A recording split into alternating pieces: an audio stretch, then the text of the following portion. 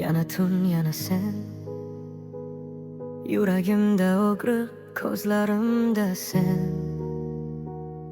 Ketding, lekin ketmadi izlaring. Bir vaqtlar yuragimda bahor yashardi. Har nafasim sen bilan to'laydi. Ko'zlarim faqat seni izlar topar edi. Dunyo go'yo ikkimizdan iborat edi. Qo'llaringni tutganimda vaqt to'xtardi.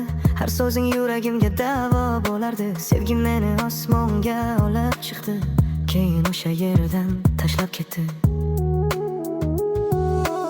Nega kelding hayotimga, aytchi nega? Agar ketishing yozilgan bo'lsa taqdirga, yuragimni o'rgating sevishga. Endi esa tashlading yolg'izlikka. Sensiz yashash bu azob ekan. Har nafasimda dard bor ekan.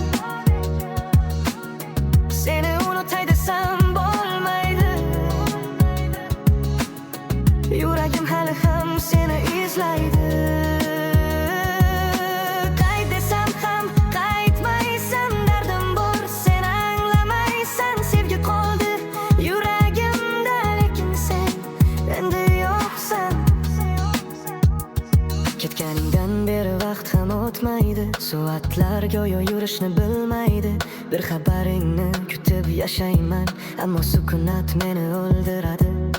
Tunlar seni olib keladi xayolimga.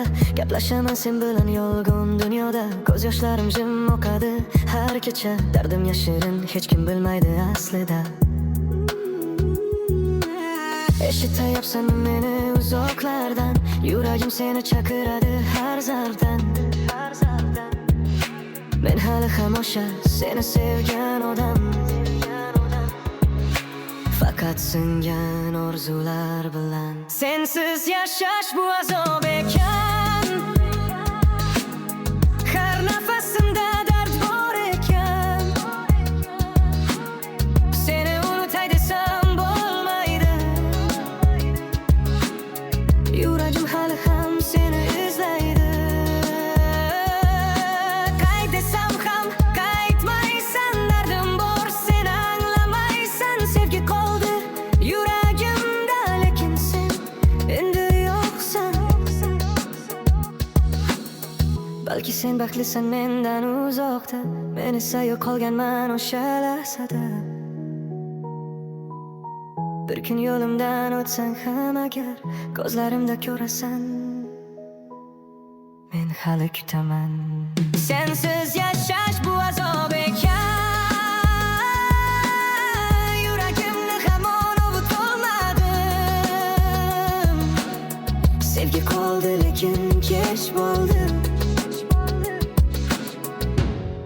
Men seni hali ham sevaman.